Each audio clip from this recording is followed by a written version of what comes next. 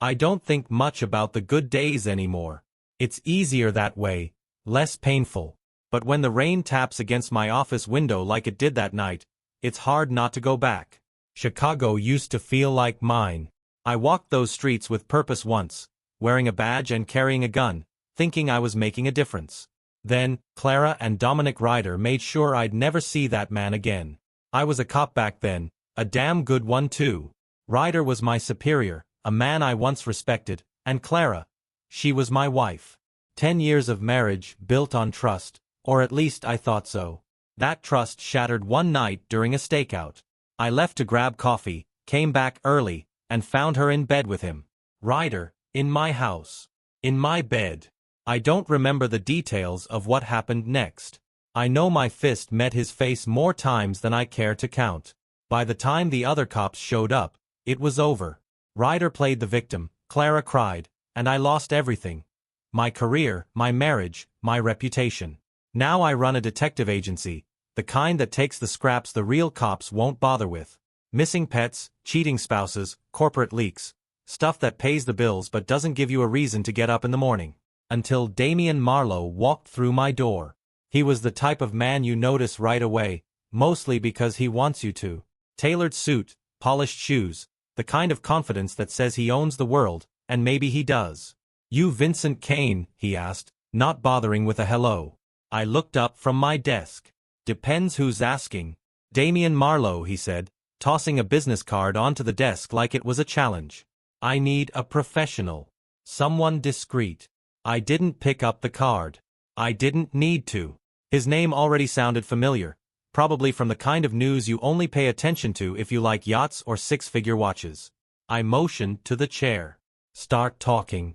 He sat down, smoothing his tie as if this was a boardroom and not a dingy office that still smelled like yesterday's cigarettes. "I'm being blackmailed." The words didn't surprise me. A man like Marlowe? There's always something to dig up. I leaned back in my chair, waiting for the rest. "My wife," he said, his jaw tightening. "She had an affair with the pool boy. Sean Calloway. There's a tape, and someone wants 150 grand to keep it quiet." That hit harder than I expected. I should have felt indifferent. Just another case, right? But the bitterness in his voice, the way he spat the words out like they tasted bad, I knew that feeling. "What's your wife say about it?" I asked, keeping my tone neutral. "She denies everything, of course," he said with a bitter laugh. "Claims she didn't know about the tape. Says it was just a mistake. But I know better. Women like Olivia don't make mistakes. They make choices." I felt the urge to defend her for a second, but I swallowed it down. It wasn't my job to judge him, or her. "And you don't want to go to the police?" Marlowe leaned forward. "No cops. This stays between you and me. Find out who's doing this, stop them, and make sure my name stays clean. I'll pay whatever it takes." I nodded slowly, already turning the details over in my head. The pool boy, the tape, the money, it all felt messy, like there was more to the story. There always was. "I'll take the case," I said finally. "But if this goes sideways, I'm not your fall guy." "Good," Marlowe said, standing up. "I wouldn't hire someone who couldn't handle the pressure." He left, closing the door behind him with a confidence that made me uneasy. I sat there for a while after, staring at the rain running down the window. Another case of betrayal, another rich man trying to keep his skeletons buried. But this one felt different. This wasn't just about blackmail. It was about revenge. And maybe that's why I took it. I started with the pool boy, Sean Calloway.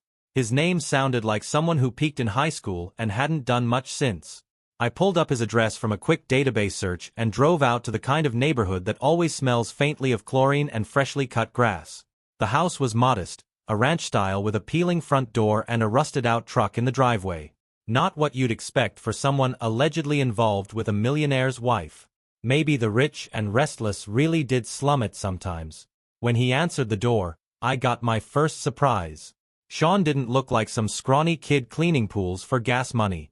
He was in his late 20s, tan and built, the kind of guy who probably had moms offering him lemonade and extra work on the regular.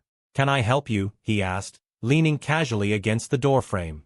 His voice was calm, but his eyes darted around, already looking for an exit. Vincent Kane, I said, flashing my PI license. I need to ask you a few questions about Olivia Marlowe. The mention of her name hit him like a taser. He straightened up, his casual posture vanishing. I don't know what you're talking about. I sighed. It was always the same.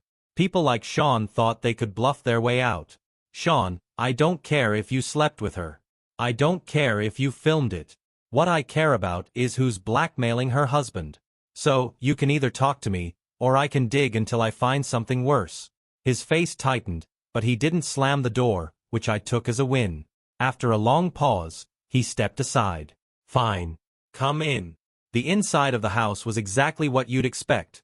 Simple, messy, but functional. A stack of bills sat on the kitchen counter, unopened.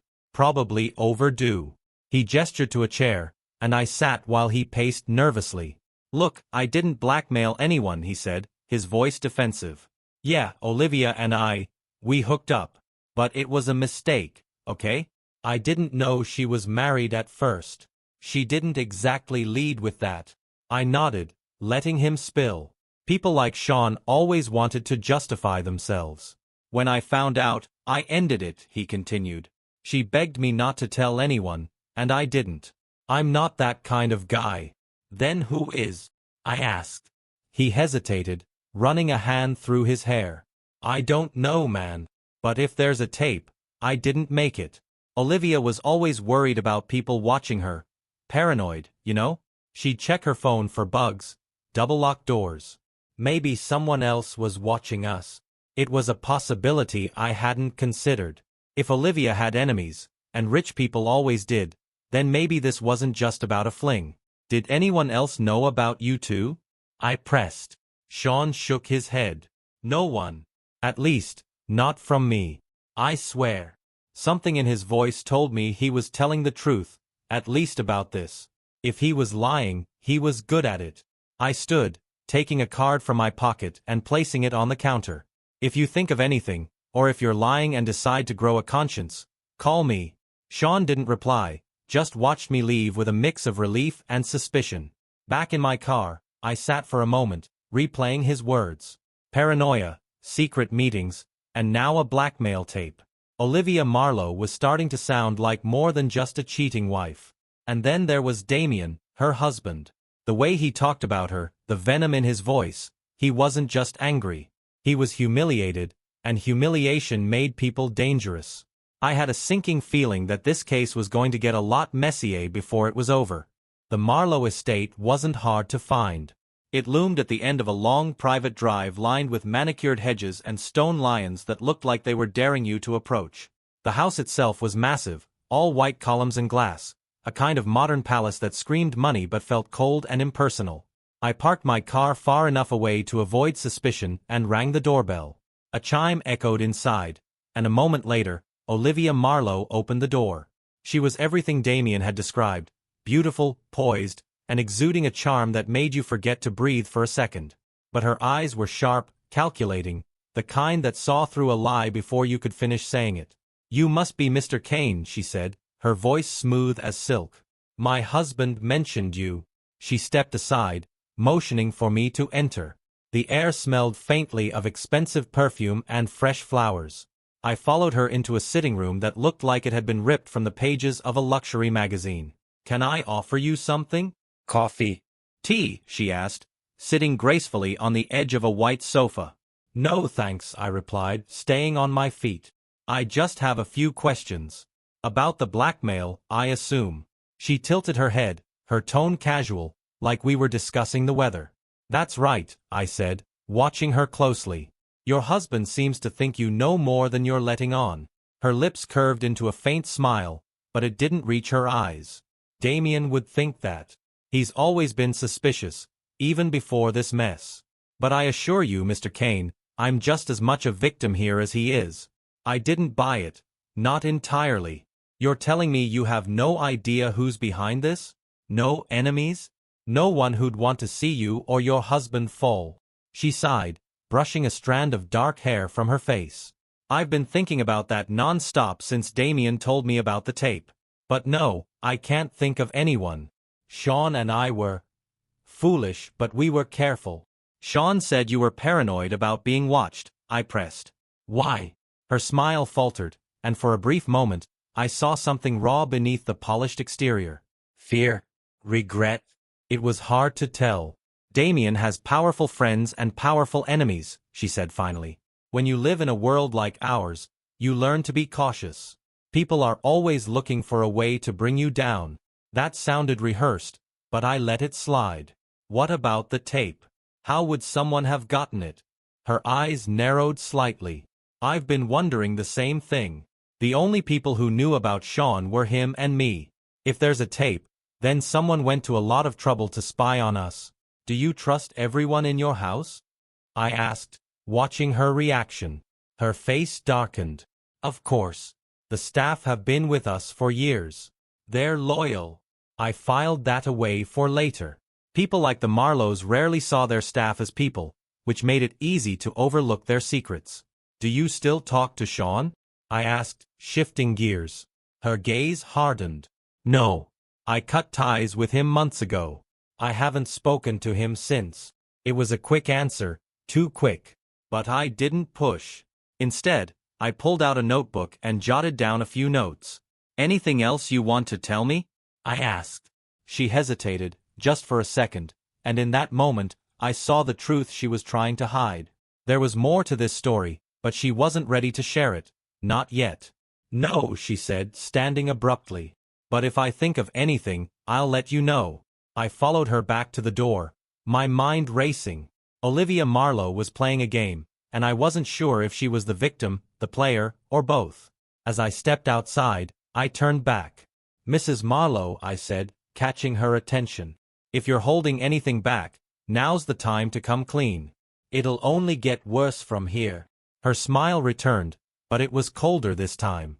Goodbye, Mr. Kane.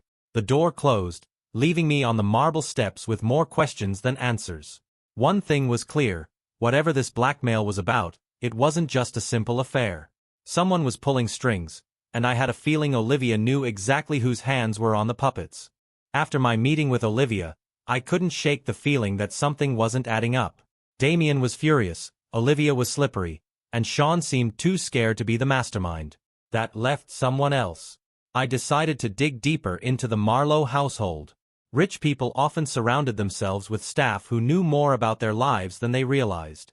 If someone had access to Olivia and Sean, it would be an inside job. That's when I remembered the chauffeur. Royce Jennings. Damien had mentioned him in passing during our meeting. A loyal employee who had been with the family for over a decade. But loyalty was a funny thing, especially when money or resentment got involved. It didn't take long to find Royce. He was parked near the estate's back entrance, leaning against the sleek black town car like he didn't have a care in the world. I approached casually, hands in my pockets. Royce Jennings? I asked. He straightened up, his expression neutral but cautious. Who's asking? Vincent Kane. I'm looking into the blackmail case involving your employers. His face didn't move, but his fingers tightened on the edge of the car door. Don't know anything about that, he said flatly. Maybe you don't, I replied. But you've been around the Marlowes for a long time. You see things, hear things. Maybe you've noticed something off. He gave me a long measured look, then opened the car door and slid inside. Sorry, pal. I keep my nose out of family business. The door slammed shut, but I didn't leave. Instead, I circled around to the passenger side and knocked on the window. Royce stared at me for a moment, then reluctantly rolled it down. I get it, I said, leaning against the frame. Loyalty's important. But if someone's targeting this family, it's only a matter of time before they turn on you. You think Damien's going to protect you if this goes sideways? That hit a nerve. Royce's jaw tightened, and for a moment, I thought he might tell me to screw off. Instead, he sighed and looked away. Look, man, he said quietly. I don't know anything about blackmail. But Olivia's not as careful as she thinks she is. She's been sneaking around with that pool boy for months, meeting up at hotels and whatnot. I'm the one who drove her half the time. Bingo. Did she ever say anything about someone watching her? Or about a tape? I asked, my tone casual. Royce hesitated, then nodded slowly. Yeah. She started getting jumpy a while back. Kept asking if I noticed anything strange, like cars following us or people hanging around. I thought she was just being paranoid. Did you notice anything? Not really, he said, shaking his head. But there was one time. She had me pick her up from this cheap motel on the edge of town. When she got in the car, she was pale as a ghost, said someone had been following her inside. I offered to go back and check, but she wouldn't let me. Just told me to drive. That was something. What about Damien? Did you tell him? Royce laughed bitterly. Damien? He doesn't want to know. As long as she keeps it quiet and doesn't embarrass him publicly, he pretends nothing's wrong. That's how rich folks work, Mr. Kane. They don't care about the truth, just the optics. I leaned back, letting his words sink in. If Royce was telling the truth, Olivia had been spooked long before the blackmail started. That meant the person behind this wasn't just opportunistic, they'd been planning it. Thanks for your time, I said, handing him a card. If you think of anything else, give me a call. Royce nodded but didn't say anything as I walked away. Back in my car, I pieced together what I had.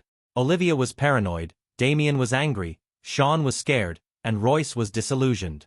None of them seemed clean, but none of them felt like the mastermind, either. Whoever was pulling the strings was careful, deliberate. And if Olivia's paranoia was justified, then they'd been watching her for a long time. Someone knew exactly where to hit the Marlows. The question was, why? The motel Royce mentioned wasn't far from where Sean lived. A cheap, run-down place with a flickering neon sign that looked like it hadn't been fixed in decades. The kind of spot where secrets were kept until they weren't. If Olivia had been there, someone might have seen something. I parked across the street and walked in, the musty smell of cigarette smoke and stale air hitting me like a wall.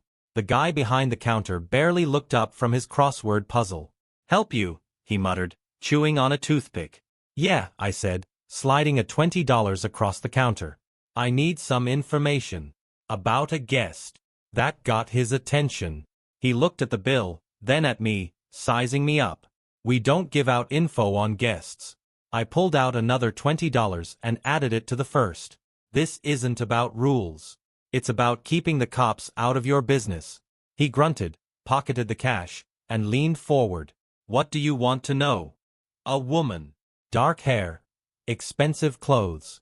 Might have been here a few weeks ago. Drove off looking spooked." He frowned, scratching his head. "Yeah, I remember her. Came in late. Didn't want to sign the register. Had that don't ask look about her. She wasn't here long. Maybe an hour. Left in a hurry." "Was she alone?" "Far as I could tell," he said. "But she kept looking over her shoulder, like she thought someone was watching her." That tracked with what Royce had said. "What about cameras? You got security footage?" He snorted. "Look around, pal. This place barely has running water." "Figured. What about outside? Did you notice anyone hanging around when she left?" The man paused, then nodded slowly. "Yeah. There was this guy. Big. Rough-looking. He was parked across the street, just sitting there, watching the place. When she left, he followed her out. Thought it was weird, but I mind my own business." My pulse quickened. A tale. If this guy was the blackmailer, he'd been shadowing Olivia long enough to know her every move. "You remember anything else about the car?" "The plate?" I pressed. He shook his head. "Sorry. Just remember it was dark blue, maybe an old sedan. That's it. Not much to go on, but it was something." I slid him another $10 for his trouble and walked out, my mind racing. If the blackmailer had followed Olivia from the motel, it meant they knew about her affair long before the tape surfaced. This wasn't just about catching her in the act, it was about control, leverage. And that kind of patience meant the blackmailer wasn't working alone. I decided to push Sean one more time. He'd been nervous before, but if he was keeping something back, now was the time to crack him. When I got to his house, it was dark except for the glow of a single porch light. I knocked once, then again, harder. No answer. "Sean," I called out. "It's Kane. Open up." Still nothing. I tried the doorknob. It was unlocked. Pushing it open, I stepped inside, my hand instinctively going to the knife in my coat pocket. The living room was a mess. Papers and clothes scattered everywhere, furniture overturned. It looked like a struggle, but there was no sign of Sean. I moved through the house cautiously, calling his name. The bedroom was empty, the kitchen untouched. Then I saw it, a cell phone lying on the floor, the screen cracked. I picked it up and hit the power button, but the battery was dead. Whoever had been here hadn't just scared Sean, they'd taken him. This wasn't random. This was a message. Whoever was behind this wanted me to know they were watching, too. Sean's ransacked house stayed with me as I drove back to my office. Someone was escalating, and fast. First a blackmail tape, now a missing man. This wasn't just about leverage anymore. It was personal. By the time I reached my desk, my mind was a storm of questions. Who would gain the most by silencing Sean? Olivia had the motive, but not the grit. Damien? He didn't seem the type to dirty his hands. Royce? He knew more than he let on, but kidnapping wasn't his style. There had to be someone else. I spent the next few hours combing through everything I had. The tape, the affair, Olivia's paranoia. It all led back to one thing. Whoever had been watching her. Someone close enough to know her secrets, but distant enough to avoid suspicion. I was deep into my notes when my office phone rang, slicing through the silence. Kane, I answered. There was a pause, then a low, deliberate voice came through the line. You're sticking your nose where it doesn't belong. My grip on the receiver tightened. Who is this? That's not important, the voice said. What's important is that you back off. Walk away while you still can. Or what? I asked, keeping my voice steady. You're a smart man, Kane. Figure it out. The line went dead. I sat there for a moment, staring at the phone. My gut told me this wasn't just a scare tactic. It was a warning. Someone knew I was getting close. I grabbed my coat and headed back to the Marlowe estate. If I wanted answers, I needed to push harder. Starting with Royce. When I arrived, the estate was quiet. The town car was parked in its usual spot, but Royce was nowhere to be seen. I knocked on the servants' entrance and waited. After a moment, the door opened, and Royce stood there, his expression a mix of annoyance and unease. Kane, he said, stepping aside. What's this about? Sean Calloway, I said, stepping inside. He's missing. His house was torn apart, and whoever took him wanted me to know about it. Royce froze for a moment, then shook his head. I don't know anything about that. I didn't believe him. You told me Olivia was paranoid, that she thought someone was watching her. Did you know Sean was being watched too? Royce hesitated, his jaw working like he was weighing his options. Finally, he let out a sigh. All right, maybe I do know something. I crossed my arms. Start talking. It's not me, he said quickly. But, there's this guy. Damien hired him a while back to keep tabs on Olivia. A private security type. Name's Royce, but everyone calls him Jennings. I blinked. Wait, you? Royce nodded. Damien asked me to keep it quiet. Said he wanted to make sure Olivia wasn't doing anything to embarrass the family. So yeah, I followed her. I saw her meet Sean, saw the hotels. But I didn't do anything with it. I just reported back. And Damien? What did he do with the information? Nothing. At least, not at first. But a few weeks ago, he started acting weird. More tense. He'd snap at me for no reason. I figured he was just working up to confronting Olivia. But now, I don't know. I stared at Royce, my mind spinning. If Damien knew about the affair, why hadn't he confronted Olivia? Why hire me to dig up dirt he already had? Unless Damien wouldn't have kept this quiet unless he needed it for something, I said slowly. Blackmail works both ways. Royce frowned. You think he's behind this? I think he's more involved than he's letting on, I said. It was starting to make sense. Damien wasn't just a victim. He was a player. If he had Sean, it wasn't to silence him. It was to control him. And if I wanted to get to the bottom of this, I'd have to confront Damien directly. The Marlowe mansion loomed ahead as I pulled up to the gated entrance. The rain had stopped, but the sky hung heavy with dark clouds, matching the weight in my chest. Damian Marlowe had been playing a game, and it was time to figure out the rules, or break them. The guard at the gate recognized me from before and waved me through. I parked near the main entrance and knocked on the oversized doors. This time, Damian answered himself.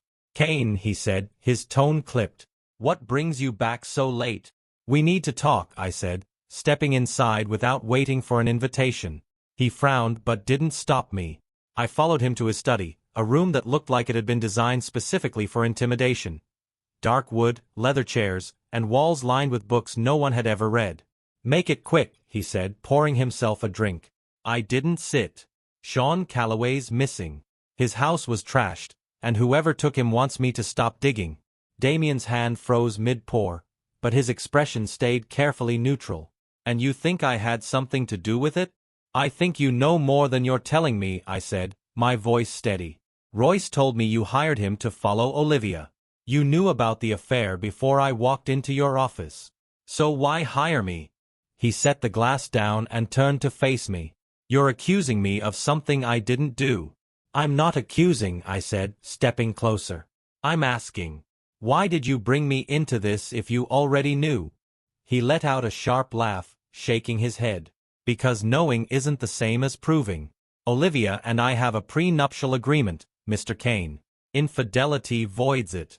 If I wanted to divorce her without losing half my fortune, I needed evidence. Evidence I couldn't gather myself without risking exposure. That explained part of it. But not all of it. Then why not just use what Royce found?" I pressed. Damian's face darkened. "Because Royce is an employee. His word wouldn't hold up in court. I needed a professional." The pieces clicked together, but something still felt off. "And the blackmail? Was that part of your plan too?" His eyes narrowed. "Do you really think I'd stoop that low? I'm a lot of things, Kane, but I don't destroy my own reputation to save money. Someone else is pulling those strings." "Maybe," I said, watching him carefully. "But you benefit either way. The tape surfaces, Olivia's humiliated, and you walk away with your fortune intact. If she fights back, you can use my investigation to bury her." Damian's jaw tightened, but he didn't deny it. "You think I'm behind Sean's disappearance?" "I think you're willing to do whatever it takes to win," I said bluntly. He smirked, a cold, calculated expression. "Winning's the only thing that matters in my world, Kane. But I don't kidnap people to do it. If Sean's missing, it's because someone else wants to keep you from finding the truth. And who might that be?" His smirk faded, replaced by something darker. "If I knew, we wouldn't be having this conversation." I didn't trust him, not completely. But he wasn't lying about one thing. Whoever was pulling the strings was still out there, and they were getting desperate. As I turned to leave, Damian's voice stopped me. "One piece of advice, Kane," he said. "Watch your back. This game's bigger than you think." I didn't reply. As the door closed behind me, I realized he wasn't warning me. He was enjoying the fact that I'd walked into a storm I couldn't see coming. I didn't sleep that night. Damian's cryptic warning played in my head like a broken record. Every lead I followed only seemed to add more shadows to an already murky situation. Sean was still missing, and I was no closer to figuring out who was holding the strings. The next morning, I decided to switch gears. If Damian wouldn't talk, maybe Olivia would. Whatever secrets she was hiding, it was time to bring them to the surface. I arrived at the Marlowe estate mid-morning, unannounced. The staff gave me wary glances as I walked through the grand halls, but no one stopped me. Olivia was in the sunroom, sipping tea by a large window overlooking the garden. She didn't look surprised to see me. "Mr. Kane," she said, setting her cup down. "To what do I owe the pleasure?" I didn't sit. "We need to talk. About Sean Calloway." Her face betrayed nothing, but I noticed her hands tighten slightly around the teacup. "What about him?" "He's missing," I said bluntly. "Someone trashed his house, and he hasn't been seen since." Her calm facade cracked, just for a moment. "Missing? Are you sure?" "Positive," I said, watching her carefully. "And if you know anything about it, now's the time to come clean." She shook her head, her voice trembling slightly. "I don't. I haven't spoken to Sean in months." "I told you that." And I didn't believe you then, I said, stepping closer. Tell me the truth, Olivia. What are you hiding? She looked away, her gaze fixed on the garden outside. For a moment, I thought she wouldn't answer. Then she sighed, her shoulders slumping. You're right, she said quietly. I've been lying. I didn't let her off the hook. Start talking. She turned back to me, her eyes glistening with something between fear and guilt. I didn't end things with Sean when I said I did. We stayed in touch, met a few times. But then the messages started. What messages? She swallowed hard. Someone sent me a text. Photos of me and Sean together. They said if I didn't pay, they'd send them to Damien. I thought it was just a bluff, but then they sent a clip of the tape. I panicked. So you paid? No, she said quickly. I didn't have access to that kind of money without Damien noticing. I begged Sean to help me. He said he would, but then he stopped answering my calls. That's the last time I heard from him. Her story fit, but it didn't explain everything. Why didn't you tell Damien? She let out a bitter laugh. You think he'd care about me? Damien only cares about himself. If he knew about this, he'd use it to crush me. Then why not go to the police? Because whoever's behind this knows everything, she said, her voice rising. Not just about Sean, but about Damien too. They sent me a warning. Said if I went to the cops, they'd destroy us both. Her hands were shaking now, and I could see the weight of the lies she'd been carrying. Who sent the warning? I asked. I don't know, she whispered. I don't know who they are or what they want. But they're watching. Always watching. I believed her, at least most of her story. But there was one thing still nagging at me. The tape, I said. Where did it come from? Her expression darkened. I don't know. But whoever made it, they wanted me to feel trapped. And they succeeded. I stepped back, letting her words sink in. Olivia was a liar, but she wasn't the mastermind. She was just another pawn in someone else's game. And that meant the real player was still out there. As I left the estate, I couldn't shake the feeling that Olivia's fear was real. Whoever was behind this wasn't just after money or revenge. They were after control. If Olivia wasn't behind the blackmail and Sean wasn't running the show, that left one person, Royce Jennings. Damien's loyal chauffeur, the man who knew every secret, every routine. His job put him in the perfect position to see everything without being seen himself. But accusing Royce outright wouldn't get me anywhere. I needed proof, and I needed to draw him out. Back at my office, I started setting up the sting. First, I called Damien. I need you to make an announcement, I said. What kind of announcement? He asked, his tone impatient. Tell your staff you're filing for divorce. Make it sound real, like you've already collected the evidence you need to cut Olivia loose without a payout. And mention that you're turning over all your findings to the police. He hesitated. You think this will flush them out? It'll force their hand, I said. If Royce, or anyone else, is behind this, they'll panic. They'll try to cover their tracks or make a move. After some grumbling, Damien agreed. Within an hour, word had spread through the estate. Olivia called me in tears, demanding to know if the announcement was true, but I told her to stay calm and trust me. Then I waited. That evening, as the Marlowe estate settled into its usual quiet, I parked my car in the shadows near the servants' entrance. Royce's car was still in the driveway. Around midnight, the door opened, and Royce stepped out. He moved quickly, glancing around before getting into his car. I followed at a safe distance, keeping my headlights off. He drove to a storage facility on the outskirts of town, a row of nondescript units surrounded by a chain-link fence. He parked near one of the units and got out, unlocking the padlock with practiced ease. I waited until he disappeared inside before stepping out of my car. Quietly, I approached the unit, keeping low. The door was slightly ajar, and I peeked through the crack. Royce was inside, rifling through a box of files. A laptop sat open on a folding table, its screen glowing faintly. Nearby, I spotted a black duffel bag, the kind that could hold anything from cash to incriminating tapes. Working late, Royce? I said, stepping into the light. He froze, then turned slowly, his face a mask of surprise. Kane. What the hell are you doing here? Funny, I said, pulling the door shut behind me. I was about to ask you the same thing. His eyes darted to the duffel bag, and I followed his gaze. Let me guess, evidence of Olivia's affair? Or maybe the blackmail money? I don't know what you're talking about, he said, his voice tight. Cut the act, I snapped. You've been watching Olivia for months, tracking her every move. You knew about Sean, knew about the tape. You probably made it yourself. What was the plan, Royce? Blackmail Damien for a payout? Or just watch them tear each other apart? His mask slipped, replaced by a sneer. You think you've got it all figured out, don't you? Pretty much, I said. But I'm missing one thing. Why? You had a cushy gig, a steady paycheck. What made you risk it all? He laughed bitterly. You wouldn't understand. Working for people like the Marlows, people who look down on you every second of the day, like you're not worth the dirt under their shoes. I've given them years of my life. And for what? Scraps. So you decided to even the score, I said. Damn right, he said, his voice rising. Damien treats his staff like pawns. And Olivia, she's no better. Always scheming, always lying. They deserve each other. And Sean? I asked.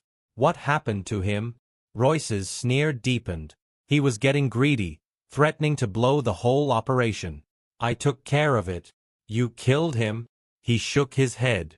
Relax. He's alive, for now. Locked up where he can't cause any trouble. I stepped closer, my fists clenched. Where is he?